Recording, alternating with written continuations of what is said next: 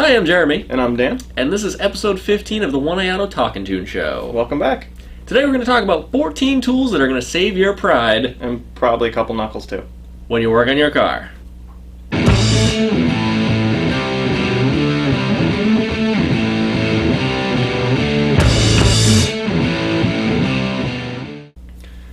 Alright, so we're going to assume that you already have all the basic tools, being ratchets, sockets, wrenches, screwdrivers, jacks, and jack stands. But these are to kind of supplement that and make things a little bit easier for you. My first recommendation is a set of ramps. In some cases, a jack is just too much work. If you're doing an oil change, it's nice to just set them up, drive right up under the drain plug, and go. Like, it couldn't be easier. Yeah. About half the time, if not less, than trying to get the jack out, the jack stands, get everything lined up just perfectly, not bending anything, breaking anything. Yeah, absolutely. I definitely resisted them up until, I don't know, 2 or 3 years ago when one of my friends convinced me that I needed them. Mm-hmm. After watching me put cars on jack stands to do oil changes, he's like, no, you're done with this. Yeah. You need to get a set of ramps. Yeah, by the time you've got the jack and jack stands done, I've done 2 oil changes with a set of ramps. Yeah, so I finally got them, and I am very happy that I did. I don't know why I resisted them for so long. I don't know. For whatever reason I did, it was a dumb idea. Right. Get some ramps. Also, if you have a lowered car, in many cases you can't get a jack underneath the car very This is easily. true. So they're definitely a lifesaver and will be the start to being able to get a jack underneath to do other work otherwise. Absolutely. So, my biggest recommendation is vice grips. They have saved me so many times. They've also destroyed a lot of bolts. Mm-hmm. But if your bolt is already destroyed, you're going to need vice grips to get Right. you out of that mess. Yes. They're also a perfect tool to bring to a junkyard. I've taken a flywheel out of a car with a pair of vice grips before. I mean, if you're motivated and you have a pair of vice grips, you can just about take anything apart that you want to. Definitely. So that's one of my favorites. So kind of along the lines of what you were just saying, another great tool is penetrating oil. Yes. If you're working on a car, it's probably more than a couple years old, and those Yeah. bolts have been there forever. Yeah. And if you're like us up in New England, they've seen snow, they've seen rain, they've seen salt. They do not want to move. Right. And it really works. It's Yes. not just like a scam that you spray it on and it doesn't do anything. Right. Penetrating oil really does work. And there's like some homemade concoctions of things that you can do with like kerosene and who knows what else. There's a few different homemade things that you can do to save yourself in cash and have like a bigger bucket of it. Yep. If you wanted to dunk like a whole part inside it or whatever. Yep. But I mean, just grabbing some off the shelf in the spray can. I know there's a couple brands that I love, but it really, really does work. And this will definitely save you some knuckles later on because these bolts otherwise probably would have sheared, broken, or sent your ratchet right into a sharp metal piece under the hood somewhere. This is true. So, speaking of removing bolts that don't want to be removed, a torch is another of my favorite tools. It doesn't really matter if it's like a propane torch that you get at your local hardware store, or a MAP gas with the 2 cans, or if you're big time, go straight up acetylene. Yep. That is going to make your life a whole heck of a lot easier. Yes. With acetylene, you can cut bolts off, you can cut metal, you can heat up things until they're cherry red. Like, you can do whatever you want with acetylene. But propane and MAP gas they'll get you by for 100% of what you're doing in a car. Definitely. So they're some of my favorite tools. Yeah. So once we finally got these nuts and bolts loose, sometimes they like to disappear on their own and just jump out of the way. So another tool that becomes very handy are extendable magnets. Right. They allow you to reach in those little nooks and crannies that your fat hands can't, especially in today's modern cars where everything's really, really tight to begin with. Right. They'll get that nut or bolt that you dropped halfway down the engine bay. That was the last one you needed to get the job done. And a lot of the time you can't even see where the nut or bolt went, and you just so take the magnet and you fish it around, shove it down in there. And you hear click. Yeah, as soon as you hear the click, you pull it out ever so gently, and you get your bolt back. Or you find a tool that you lost last time. Exactly. Or a tool that some other guy lost a long time ago. Yeah, I picked up tools this way myself. As have I. Yeah, I've gotten some good wrenches that way.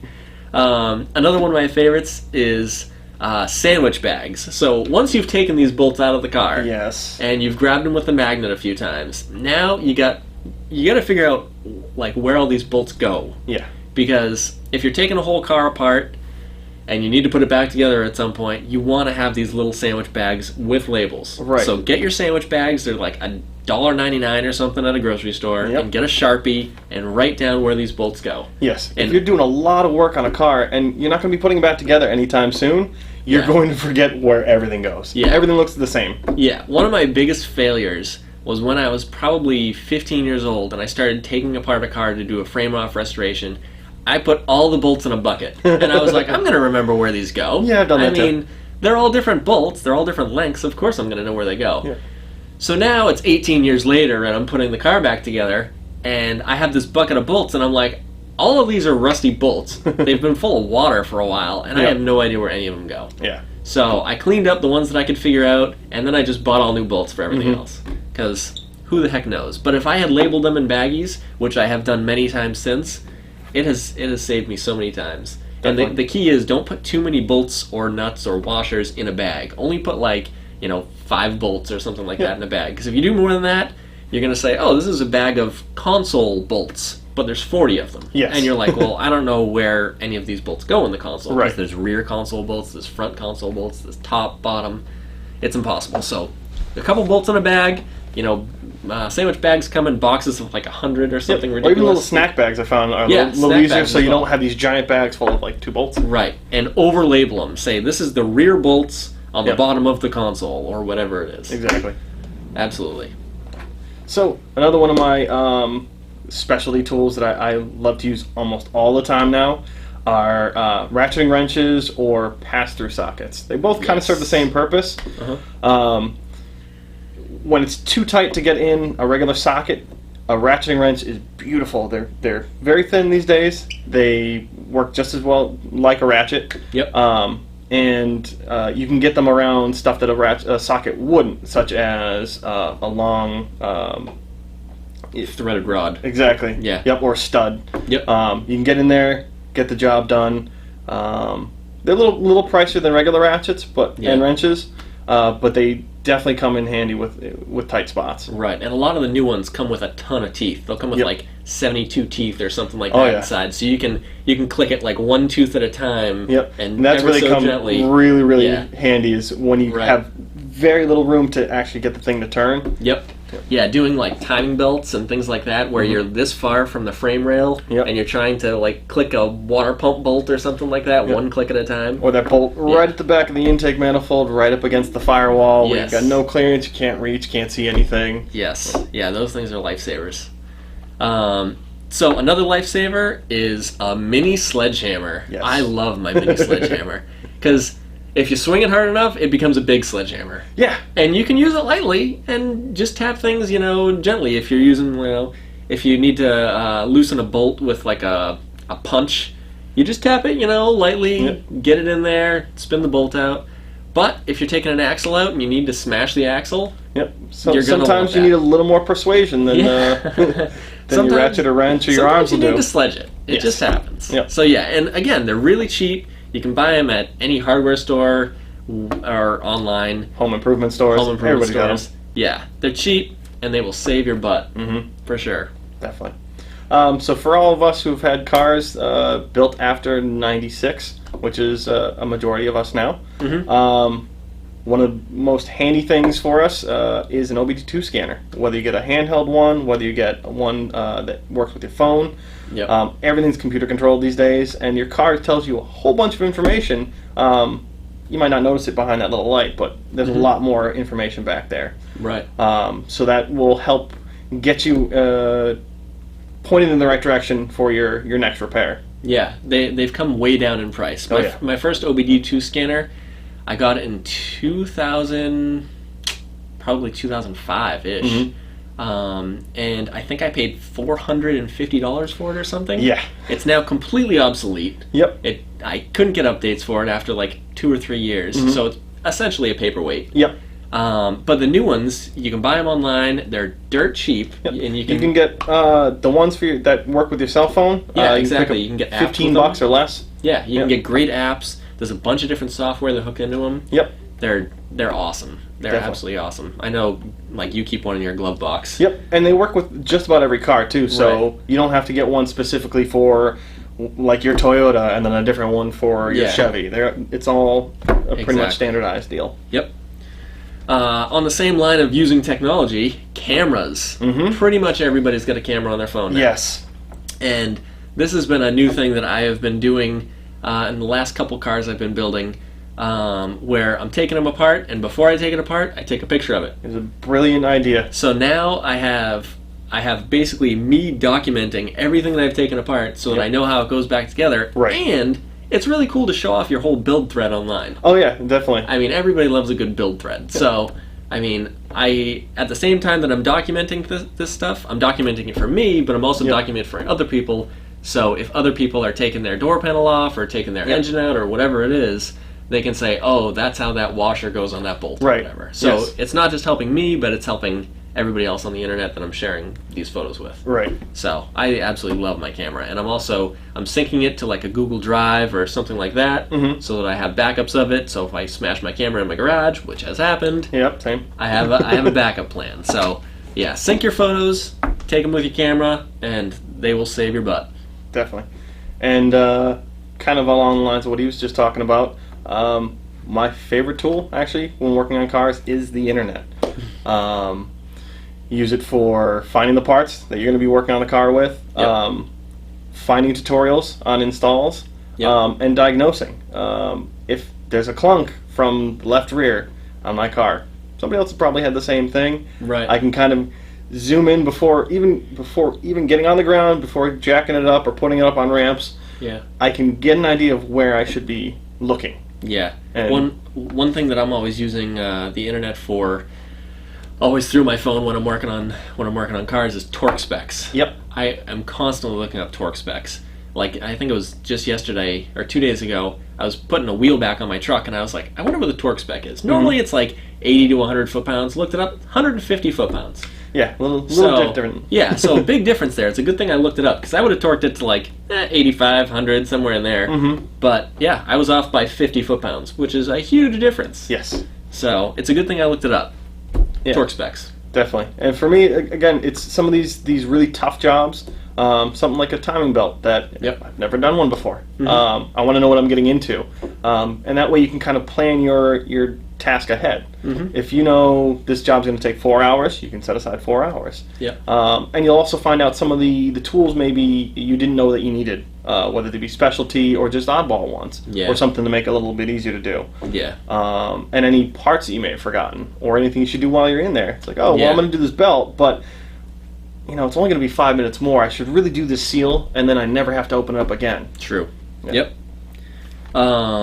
So next on my list is a vise.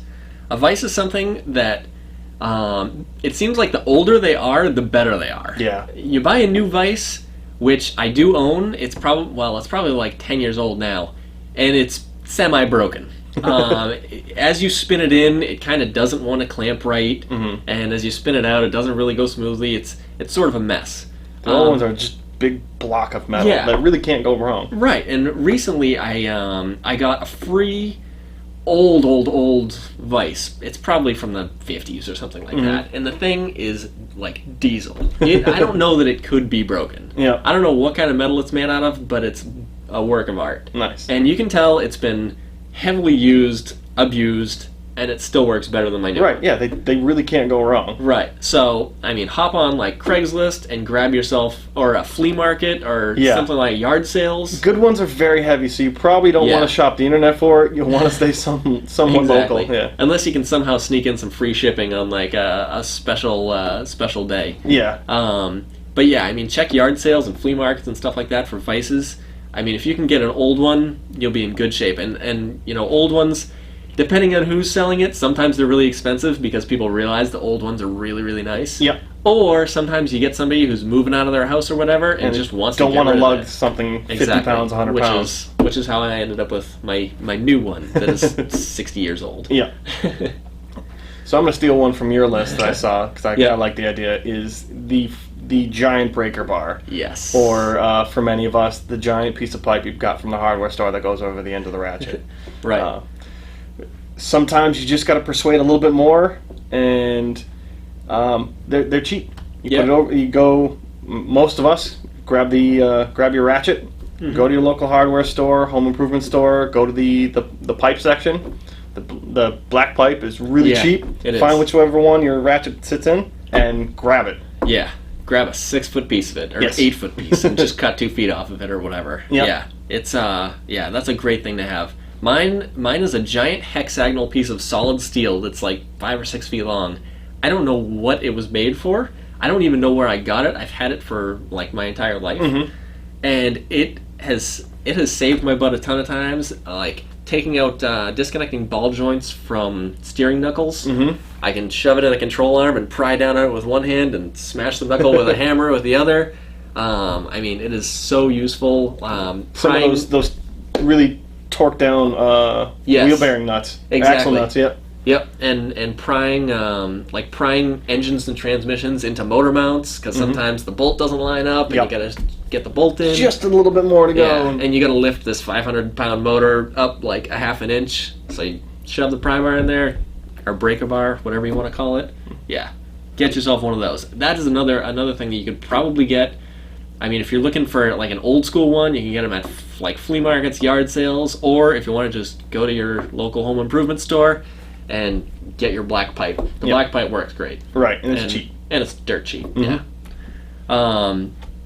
The last thing on my list is a headlight. Yes. Which I didn't realize, I mean, it makes you look really dorky. Yeah. And the headlight, is the one I'm talking about, goes on your forehead, has the straps around your head. You look ridiculous. You look like you're going cave diving or something like that. And I didn't realize the value of it until I saw one of my friends using it. And once you were done laughing. Yeah, once I was done laughing, I realized this is a really great device. Yeah, I was thinking a flashlight too, but when I heard you recommend the headlight, I agree too. Yeah, because hands-free. Exactly. Yeah, you're already having a hard enough time reaching in there, grabbing stuff. Like, it's nice to have that extra hand available. Right, and the cool thing about them is most of them are LED now. Yep. So they're small. And you put a battery in it, and it lasts like a lifetime or something ridiculous. It's not going to get hot. Right, and if you ever worked under those work lights that the floodlights, you're burning. Yeah, the halogen lights that like light everything on fire around them. Yes. But yeah, there's different settings on them. Sometimes they do like a wide thing. Sometimes they have a focused lens, and they're crazy cheap. You can get them for like $10. Yeah, it's like a complete bargain. They are such a huge lifesaver when you're working on your car, especially if you're like me. You're working on it at night in a driveway. Going all day, little by little, the sun's setting, and now I can't see anything. Exactly, in the dark. Yeah, almost done. There's been so many times where I've had to work at like some crazy hour of the night in a driveway, in the rain. I mean, it's been miserable experiences, but having that headlight would have saved me. Definitely. And now I have one. Yeah. So, I should be good now. So yeah, grab that. So that pretty much wraps up episode 15. Yep. I think we've shared all of our great tool advice that you may not have thought of before. Definitely. But let us know what you think too. Yeah, I mean, what did we miss something? Yeah, we probably did. Yeah. We're far from perfect.